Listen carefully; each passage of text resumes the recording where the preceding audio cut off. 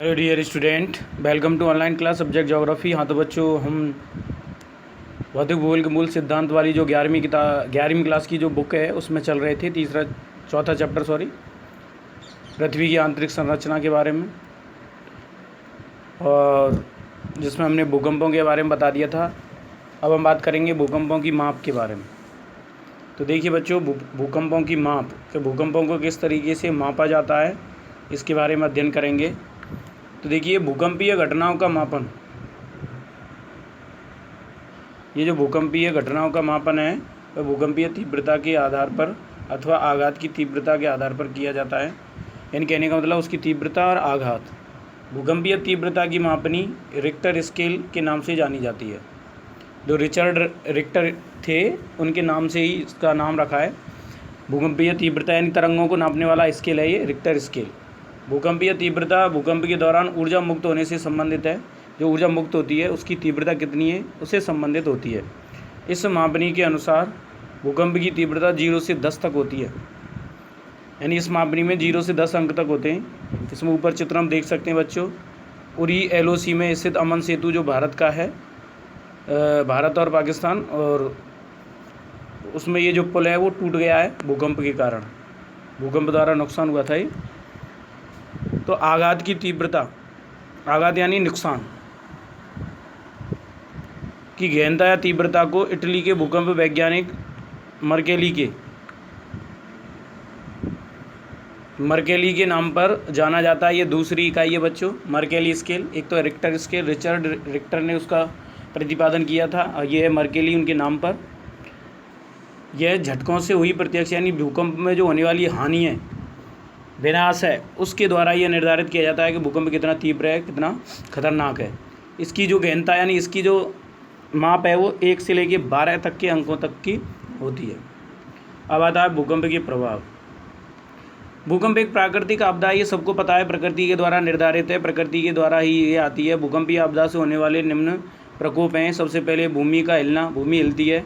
दूसरा है धरातलीय विसंगति, धरातल में दरारें पड़ जाती हैं, विसंगत हो जाती हैं वो। भूस्खलन, भूमि यानी पर्वतों का खिसकना, पहाड़ों का नीचे की ओर खिसकना। मृदा द्रवण, मृदा का लिक्विड होना यानी मृदा का पिघलना। धरातल का एक तरफ झुकना, धरातल एक तरफ झुक जाता है। हिमस्खलन, बर्फ़ का गिरना। धरातलीय विस्थापन, धरातल का विस्थापन होना यानी टूट करके बिखरना। बांध व तटबंध की टूटने से बाढ़ आना। जो नदियों के बांध हैं, तटबंध हैं, वो भूकंप से टूट जाते हैं, जिससे आसपास के क्षेत्रों में बाढ़ आती है। आग लगना, जंगलों में भूकंप आता है, आग लग जाती है, जंगलों में पेड़ टकराते हैं आपस में। इमारतों का टूटना और बांधों का ढांचों का ध्वस्त होना। इमारतों का टूटने का मतलब होता है जो मानव बस्ती हैं वो टूटती हैं, मकान गिर जाते हैं और उनके ढांचे ध्वस्त हो जाते हैं।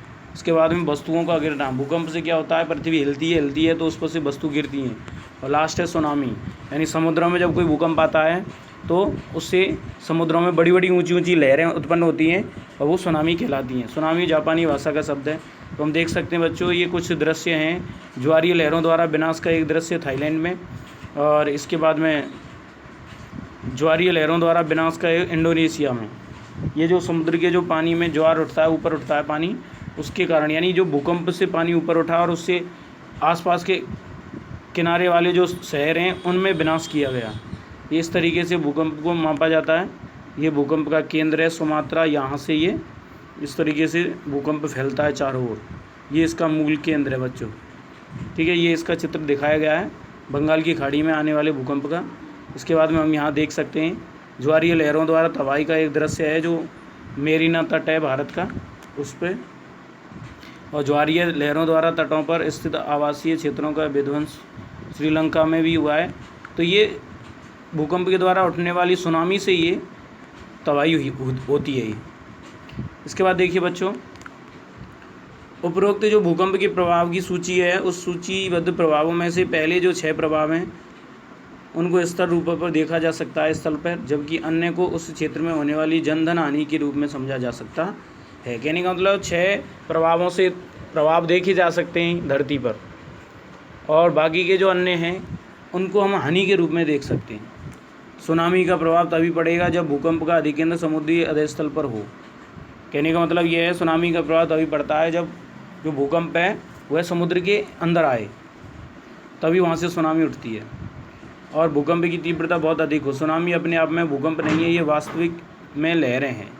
ये वास्तव में क्या है? लहरें हैं जो भूकंपीय तरंगों से उत्पन्न होती हैं, भूकंप की तरंगों से। यद्यपि मूल रूप से कंपन की क्रिया कुछ सेकंड ही रहती है, फिर भी यदि भूकंप की तीव्रता रिक्टर स्केल पर 5 से अधिक है तो इसके परिणाम अत्यधिक विनाशकारी होते हैं।